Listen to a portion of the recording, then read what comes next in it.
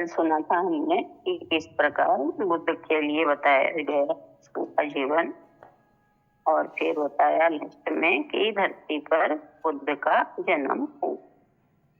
पहले गौतम थे, फिर गौतम बुद्ध, उनके अंदर जन्म हुआ। महावीर भी तब महावीर बने जब वे माता पिता के गुजरने पर स्वयं अपनी ओर उन्मुख हुए।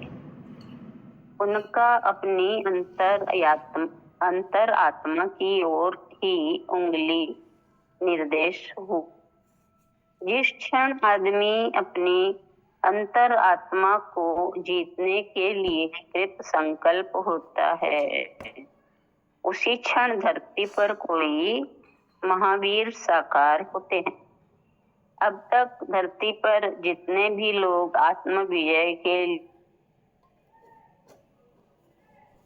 वीर हुए हैं, जिस व्यक्ति ने अपने में आत्मरमण किया, इस धरती पर पैदा हुए रावणों का संहार किया, तब आदमी राम हुआ।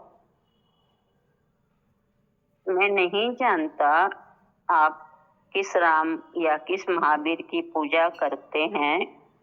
महावीर कभी जन्मता नहीं और न मरता है, वो तो सदा अमर रहता है।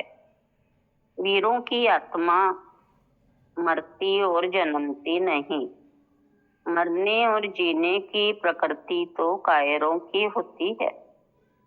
हम में से कुछ लोग आत्म जागृत हो जाते हैं, अपने भीतर सोए हुए भगवान को जगा लेते हैं। वे फिर संत के रूप में प्रकट हो जाते हैं। अपने वीरत्व को जगाओ, अपने सिंहत्व को जगाओ, अपने क्षत्रत्व को जगाओ। महावीर नहीं कहते कि वे महावीर के पुजारी बने। वे कहते हैं, चाहते हैं कि हर आदमी वैसा ही बने। किसी महापुरुष के नाम को फैलाने से शांति नहीं फैलती।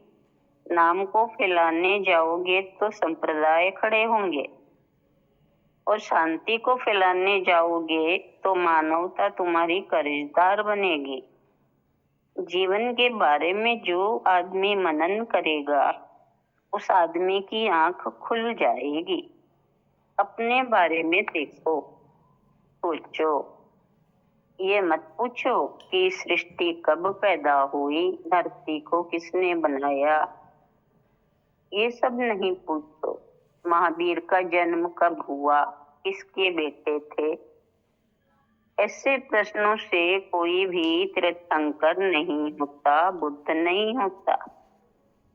पहले अंडा हुआ या मुर्गी, ऐसे तर्क वितर्कों में पड़ने की बजाय हम ये सोचें कि हमारा जीवन कैसे सुधर सकता है। क्या माँ के गर्भ में आने से पहले ही हमारा कोई अस्तित्व था? इस प्रश्नों पर विचार किया जाए तो जीवन में अध्यात्म जन्म लेगा, जीवन को नई दिशा मिलेगी। आत्मा के बारे में आपसे पूछा जाए तो आप बहुत कुछ कह जाएंगे कि आत्मा अमर है, हम सब में मौजूद है। ये सब जवाब रटे रटाए हैं।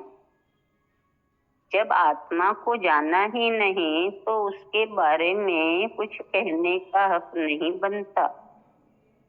जिस दिन अंतर्मन में प्रश्न उठा कि आत्मा क्या है, परमात्मा क्या है, तभी मनन की शुरुआत होगी।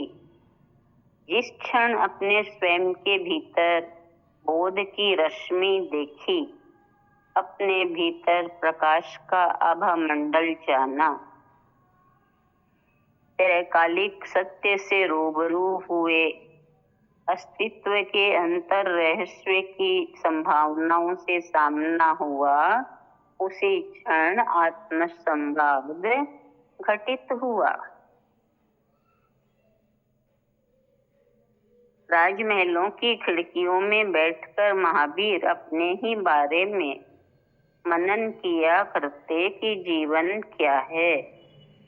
इन्हीं प्रश्नों के जवाब की खोज के लिए उन्होंने मुनित्व स्वीकार किया और उन्होंने जाना जिस संसार में मैं रहूंगा वह मुझे बांधा हुआ रखेगा। ये संसार मुझे बार बार बोध कराता रहेगा कि तू मुझे नहीं छोड़ सकते, क्योंकि तेरे ढेर सारे कर्तव्य हैं। जब कोई आदमी किसी को बांधता है तो वह स्वयं भी उसमें बंध जाता है।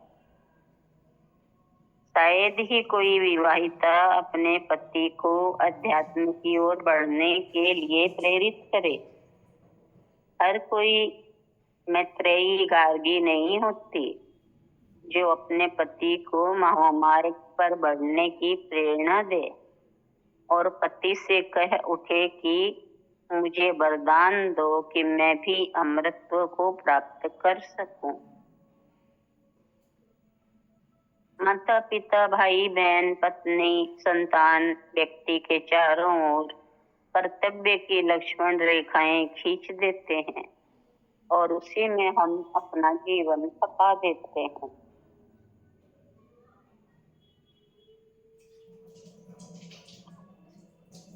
व्यक्ति गृहस्थी के बंधनों में बंध जाता है।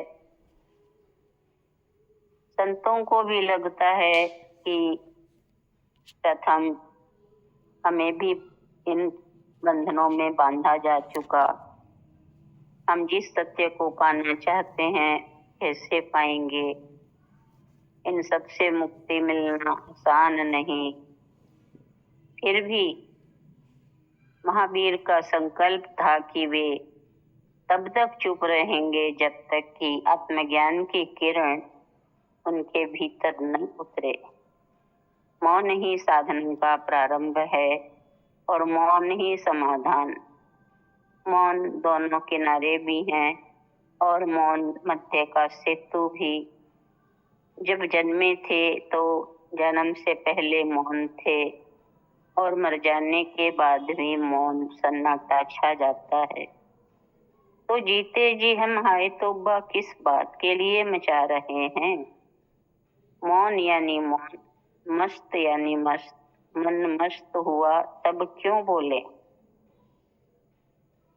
जब तुम्हारा अंतर मन मस्त हो चुका, चुप हो चुका, तो बोलना न बोलना है ही क्या?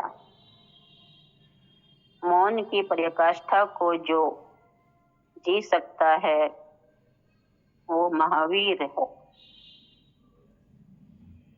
इतना ही ले लेते हैं आज के।